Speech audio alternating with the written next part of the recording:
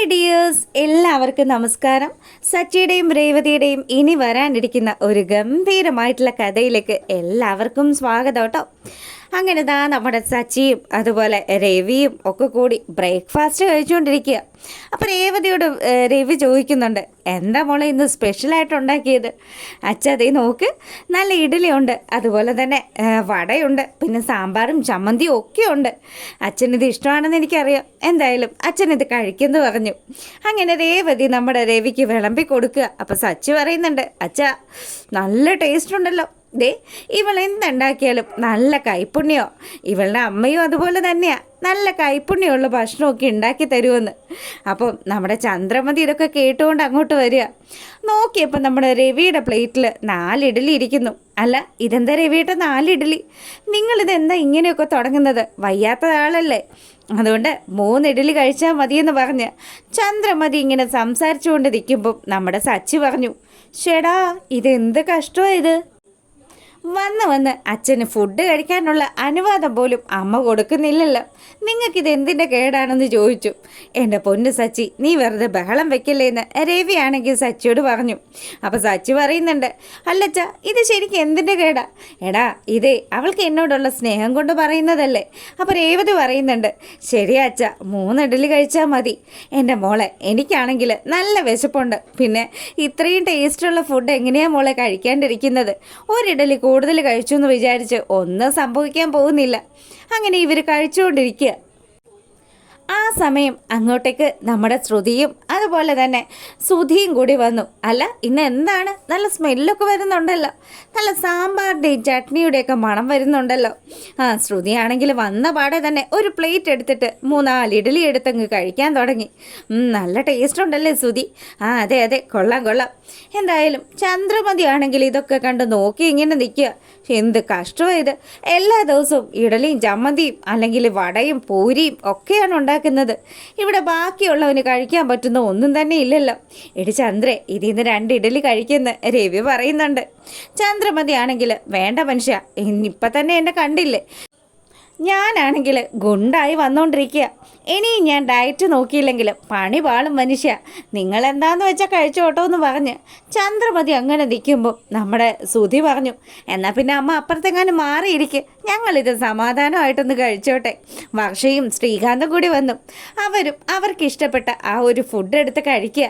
രേവതി ആണെങ്കിൽ എല്ലാവർക്കും വിളമ്പിയൊക്കെ കൊടുക്കുന്നുണ്ട്. ചന്ദ്രയാണെങ്കിൽ ഇനിയിപ്പം ഇവിടെ നിന്ന് ചുമ്മാ വെള്ളം ഇറക്കാന്നല്ലേ ഉള്ളൂ, അടുക്കളയിൽ പോയിട്ട് 1 കപ്പ് കാപ്പി ഉണ്ടാക്കി കുടിക്കാം. അങ്ങനെ അടുക്കളയിൽ ചെന്ന് നമ്മുടെ ചന്ദ്രമതി ആണെങ്കിലോ അവൾ കാപ്പി ഉണ്ടാക്കാനായിട്ട് ആ ഒരു സ്റ്റൗവിൻ്റെ അടുത്തേക്ക് ചെല്ലുക. എൻ്റെ പൊന്നേ, ഒരു രക്ഷയില്ലല്ലോ, നല്ല സ്മെല്ലാണല്ലോ ഈ സാമ്പാറിന്, നല്ല ടേസ്റ്റ് ആയിരിക്കും. അല്ലെങ്കിലും അവൾ ഇതൊക്കെ ഉണ്ടാക്കി വയ്ക്കുന്നത് ബാക്കിയുള്ളവൻ്റെ ആക്രാന്തം കൂട്ടാനാണല്ലോ എന്നൊക്കെ പറഞ്ഞ് ചന്ദ്ര ആരും കാണാതെ ഒരു പാത്രം എടുത്തിട്ട് അതിലേക്ക് 3-4 ഇഡലിയും സാമ്പാറും അതുപോലെ വടയും ചമ്മന്തിയൊക്കെ കൂടിയിട്ട് കൂട്ടിക്കുഴച്ച് അടിക്കുക. അപ്പോൾ ആരെങ്കിലും വരുന്നുണ്ടോ എന്നൊക്കെ ആശാട്ടി ഇടക്ക് നോക്കുന്നൊക്കെ ഉണ്ട്. എല്ലാവരും അവിടെ കഴിക്കുന്നതിൻ്റെ തിരക്കില്ല, അതുകൊണ്ട് ഇനിയിപ്പോൾ പേടിക്കാനൊന്നും ഇല്ല.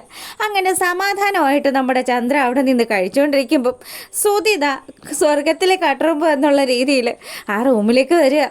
സുധിയാണെങ്കിൽ വന്ന പാടെ തന്നെ, എന്താ അമ്മ എന്താ ഇങ്ങനെ എന്തോ വിഴുങ്ങി നിൽക്കുന്നത് പോലെ, അമ്മ ശ്വാസം ഒന്ന് നേരെ വിട്ടെ, എൻ്റെ പൊന്നോ ഇവനെ കൊണ്ട് വലിയ ശല്യമാണല്ലോ, ഒച്ചയെടുത്ത് നാട്ടുകാരെ അറിയിക്കുമല്ലോ എന്നൊക്കെ ചന്ദ്രമതി പറയുക. അമ്മയ്ക്ക് എന്ത് പറ്റിയതാന്ന് എനിക്ക് മനസ്സിലായില്ലെന്ന് സുധി പറഞ്ഞതും, അതെ ഞാൻ 2 ഇഡലി എടുത്ത് കഴിച്ചതാടാ, അവരുടെയൊക്കെ മുന്നിൽ വലിയ വീരവാദമൊക്കെ മുഴക്കിയതല്ലേ, അപ്പോൾ വിശപ്പ് സഹിക്കാണ്ട് കഴിച്ചു പോയതാ. കൊള്ളാം കൊള്ളാം. അങ്ങനെ എല്ലാവരും ജോലികൾക്കൊക്കെ ആയിട്ട് അവിടുന്ന് ഇറങ്ങുക. രവി ആണെങ്കിൽ താൽക്കാലികമായിട്ട് ഒരു സ്കൂളിൽ ജോലിക്ക് കയറിയിരിക്കുന്നു. അങ്ങനെ പുള്ളിക്കാരൻ ആ സ്കൂളിൽ PTA മീറ്റിംഗ് ഉണ്ടെന്ന് സച്ചിയോട് പറഞ്ഞതും നമ്മുടെ ശ്രുതി ശരിക്കങ്ങ് ഞെട്ടി. ശരിക്കും പറഞ്ഞാൽ ആദ്യക്കുട്ടം പഠിക്കുന്ന സ്കൂള്, ശ്രുതിയുടെ മോൻ പഠിക്കുന്ന സ്കൂളിലാണ് നമ്മുടെ രവി ഇപ്പോൾ ജോലി ചെയ്യുന്നത്. അതുകൊണ്ട് തന്നെ ഇനി അച്ഛനെങ്ങാനും അവിടെ പോയി കഴിഞ്ഞാൽ എന്തെങ്കിലും കാര്യങ്ങളൊക്കെ കണ്ടുപിടിക്കുമോ എന്നുള്ളൊരു ടെൻഷനാണ് നമ്മുടെ ശ്രുതിക്കുള്ളത്. പിന്നീടാണെങ്കിലോ സച്ചിയും രേവതിയും കൂടി നമ്മുടെ രവിയുടെ അടുത്ത് പറഞ്ഞു, അതെ അച്ഛൻ പോകുന്ന വഴിക്ക് ഞങ്ങൾ അച്ഛനെ ഡ്രോപ്പ് ചെയ്യാം. അങ്ങനെയാണെങ്കിൽ പിന്നെ ഞങ്ങൾക്ക് ഒന്ന് രണ്ട് പർച്ചേസിങ്ങും കാര്യങ്ങളും ഒക്കെ ഉണ്ട്. അച്ഛൻ സ്കൂളിൻ്റെ ഫ്രണ്ടിൽ ഇറക്കിയാൽ പോരെ എന്ന് സച്ചി ചോദിച്ചു. എടാ അത് നിങ്ങൾക്ക് ബുദ്ധിമുട്ടാവില്ലേ? എന്ത് ബുദ്ധിമുട്ടാച്ചാ? എൻ്റെ അച്ഛനെ വണ്ടിയിൽ കയറ്റി കൊണ്ടുപോകുന്നതിന് ഞാൻ ആരോടാ സമ്മതം ചോദിക്കേണ്ടത്? അങ്ങനെ ദാ നമ്മുടെ രവി സച്ചിയുടെയും രേവതിയുടെയും കൂടെ ആ വണ്ടിയിൽ കയറി പോകുമ്പോൾ നമ്മുടെ ശ്രുതി ശരിക്കും അങ്ങ് കിടുങ്ങി നിൽക്കുക. ഇന്നാണ് ആദിക്കുട്ടൻ്റെ PTA മീറ്റിംഗ്. അപ്പോൾ സ്കൂളിൽ എത്താമെന്ന് പറഞ്ഞിരുന്നതാണ്. ഇനിയിപ്പോൾ ചെല്ലാൻ പറ്റില്ലല്ലോ. രവി ആ സ്കൂളിൽ വർക്ക് ചെയ്യുന്നത് കൊണ്ട് തന്നെ വിമല അമ്മയും അതുപോലെ ആദ്യം അവിടെ വന്നു കഴിഞ്ഞാൽ തൻ്റെ സകല കള്ളികളും പുറത്താകുമെന്നുള്ള പേടിയിൽ നമ്മുടെ ശ്രുതി അങ്ങനെ നിൽക്കുക. അപ്പോൾ ശ്രുതിയുടെ കൂട്ടുകാരി വിദ്യയോട് ശ്രുതി എല്ലാ കാര്യങ്ങളും വിശദമായിട്ട് പറയുക. ശരി, ഇതിപ്പോൾ വലിയ കഷ്ടമായല്ലോ. PTA മീറ്റിങ്ങിന് നീ എങ്ങനെ അറ്റൻഡ് ചെയ്യാമെന്നാണ് വിചാരിച്ചിരിക്കുന്നത്? എടി ഞാനേ ഒരു വീഡിയോ കോളിൽ വരാമെന്ന് അവരോട് പറഞ്ഞിരിക്കുന്നത്. അങ്ങനെയാണെങ്കിൽ പിന്നെ എൻ്റെ ഈ ഒരു ഗെറ്റപ്പ് എങ്ങനെ ഉണ്ടായിരിക്കുമെന്ന് പറഞ്ഞ് അവളുടെ പാർലറിലിരുന്ന ആ ഒരു വിഗും അതുപോലെ ഒരു കൂളിംഗ് ഗ്ലാസ്സും ഒക്കെ എടുത്തു വെച്ച് ആളറിയാത്ത രീതിയിലൊക്കെ നമ്മുടെ ശ്രുതി അങ്ങനെ വേഷപ്പകർച്ച നടത്തിക്കൊണ്ടിരിക്കുക. അപ്പം വിദ്യ പറയുന്നുണ്ട്, എടി നീ എന്തായി കാണിക്കുന്നത്? ഇതിപ്പോൾ നിൻ്റെ അമ്മായി അച്ഛൻ തിരിച്ചറിയുമല്ലോ. അങ്ങേരങ്ങാനും കണ്ടുപിടിച്ചാൽ പിന്നെ അതോടുകൂടി നിൻ്റെ ആ വീട്ടിലെ പൊറുതി അവസാനിപ്പിക്കേണ്ടി വരും. എൻ്റെ പൊന്നുമോളെ, ചങ്കി തറയ്ക്കുന്ന കാര്യങ്ങളൊന്നും പറയല്ലേടി. ഞാൻ എന്തായാലും നീ മാസ്ക് കൂടി ഒന്ന് വയ്ക്കാം. അതിനുശേഷം നീ ഒന്ന് നോക്ക്. ഇപ്പം വലിയ കുഴപ്പമൊന്നും ഇല്ലയെന്ന് അവൾ പറയുക. അങ്ങനെ നമ്മുടെ ശ്രുതിയും കൂട്ടുകാരിയും കൂടി വീഡിയോ കോളിനുള്ള കാര്യങ്ങളൊക്കെ ഇണക്കിക്കൊണ്ടിരിക്കുമ്പം സച്ചിയും രവിയും രേവതിയും കൂടി ആ സ്കൂളിലെത്തുക. അപ്പോൾ രവി അവിടെ ഡ്രോപ്പ് ചെയ്തതിന് ശേഷം സച്ചി മടങ്ങിപ്പോവാൻ തുടങ്ങുമ്പം നമ്മുടെ രേവതി പറഞ്ഞു, അതെ ആദ്യം ഈ സ്കൂളിലല്ലേ പഠിക്കുന്നത്? അങ്ങനെയാണെങ്കിൽ നമുക്ക് ആദ്യയും അവൻ്റെ അമ്മൂമ്മയും ഒക്കെ ഒന്ന് കണ്ടാലോ?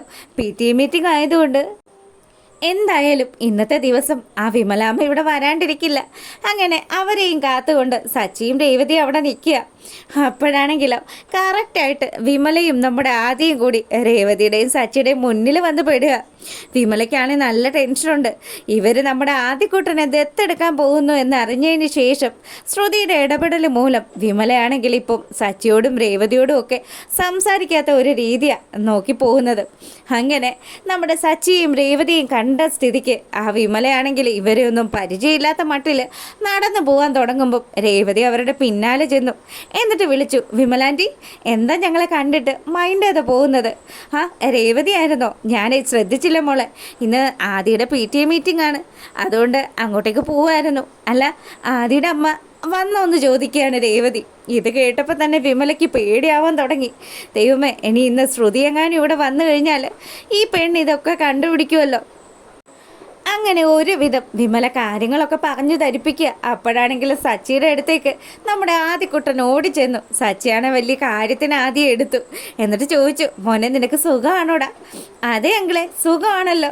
പിന്നെ നിങ്ങൾ രണ്ടുപേരും എന്താ ഇവിടെ എന്ന് ചോദിക്കുമ്പം ഞങ്ങളിവിടെ അച്ഛനെ ഡ്രോപ്പ് ചെയ്യാൻ വേണ്ടി വന്നതാ. എന്നാലേ ഞാൻ മോൻ്റെ ടീച്ചറിനെ കണ്ടിട്ടില്ല, അതുകൊണ്ട് ഞാൻ അങ്ങോട്ട് പോവാന്ന് പറഞ്ഞ് വിമലാമ്മ അവിടുന്ന് തന്ത്രപൂർവ്വം മാറി നിൽക്കുക. ഈ സമയം നമ്മുടെ രേവതിക്ക് ചില ഡൗട്ടുകളൊക്കെ തോന്നി തുടങ്ങി. എന്താ ഇവരെല്ലാവരും ഇങ്ങനെയൊക്കെ തുടങ്ങുന്നത്? ഈ ആദിയുടെ അമ്മയുടെ കാര്യം ചോദിക്കുമ്പം എപ്പോഴും വിമലാൻ്റെ എന്തൊക്കെയോ കാര്യങ്ങൾ മറക്കുന്നുണ്ടല്ലോ സച്ചിയേട്ടാ. ഇതിന് പിന്നിൽ എന്തൊക്കെയോ ചില രഹസ്യങ്ങളൊക്കെ ഉണ്ടെന്ന് അവൾ കാൽക്കുലേറ്റ് ചെയ്യുക. അപ്പോൾ ഈ സമയമാണെങ്കിൽ PTA മീറ്റിങ്ങിന് വേണ്ടിയിട്ട് എല്ലാ പാരൻസും അവിടെ ഇങ്ങനെ അണിനിരന്ന് നിൽക്കുക. അപ്പം നമ്മുടെ രവിയും അതുപോലെ കുറച്ച് സ്റ്റാഫുകളും ഒക്കെ അവിടെ അങ്ങനെ ഇരിക്കുന്നുണ്ട്. അങ്ങനെ അവിടെ ഇരിക്കുന്ന സമയത്ത് ടീച്ചർ ഇതാ നമ്മുടെ ശ്രുതിയുടെ ആ ഒരു വീഡിയോ കോള് കണക്ട് ചെയ്ത് കാണിക്കുക. അപ്പം തന്നെ ആ ഒരു വീഡിയോ കോളിൽ തൻ്റെ അമ്മയെ കണ്ടതും നമ്മുടെ ആദ്യക്കൂട്ടന് ചില ഡൗട്ടുകളൊക്കെ വരാൻ തുടങ്ങി. അല്ല അമ്മമ്മേ, ഇത് അമ്മയല്ലല്ലോ, ഇതാരാ ഇത്? അമ്മയ്ക്ക് വേണ്ടി സൗണ്ട് കൊടുക്കുന്നത് മറ്റാരോ ആണല്ലോ, എൻ്റെ അമ്മയല്ല ഇതെന്നൊക്കെ പറഞ്ഞ് കൊച്ചവിടെ ഇരുന്ന് പെറുപെറുക്കുന്ന സമയത്ത് വിമല കൊച്ചിനെ ഒന്ന് നുള്ളി, എൻ്റെ പൊന്നു മോനെ ചതിക്കരുത്, ഇവിടെ ഇരിക്കുന്ന ആളെയൊക്കെ കണ്ടല്ലോ. അത് കഴിഞ്ഞ് മോനെ സമാധാനപരമായിട്ട് നമ്മുടെ വിമല അവിടെ ഇരുത്തുന്ന സമയത്ത് ശരിക്കും നമ്മുടെ രവിക്ക് ആ വീഡിയോ കോളിൽ വന്ന പെണ്ണിനെ കണ്ടപ്പോൾ എന്തോ ചില ഡൗട്ടുകളൊക്കെ തോന്നുക. ഈ വിമലയും ഈ കൊച്ചുമോനും അതുപോലെ അവൻ്റെ അമ്മയും ഒക്കെ ഇത്രയും നാളായിട്ടും തങ്ങൾക്ക് പിടിതരുന്നില്ലല്ലോ, എന്തോ ചില രഹസ്യങ്ങളൊക്കെ ഉണ്ട്. എന്തായാലും ആ വന്നിരിക്കുന്ന ലേഡി അതും വീഡിയോ കോളിൽ മാസ്കും വെച്ച് വന്നിരിക്കുന്നത് എന്തിനാണെന്നൊക്കെ രവി ഇങ്ങനെ ആലോചിക്കുമ്പം ശരിക്കും നമ്മുടെ വിമലാമ്മയാണെങ്കിൽ പെട്ട് നിൽക്കുക. ഇവരോടൊക്കെ എന്ത് കള്ളത്തരം പറഞ്ഞ് ഇനി രക്ഷപ്പെടാനാണ്. അപ്പോൾ ഇതൊക്കെയാണ് ഇനി വരാനിരിക്കുന്ന വിശേഷം. ഇഷ്ടമായാൽ ഒന്ന് ലൈക്ക് ചെയ്യുക. ഇതിൻ്റെ ബാക്കി കഥയുമായിട്ട് നാളെ വരാവേ. അപ്പോൾ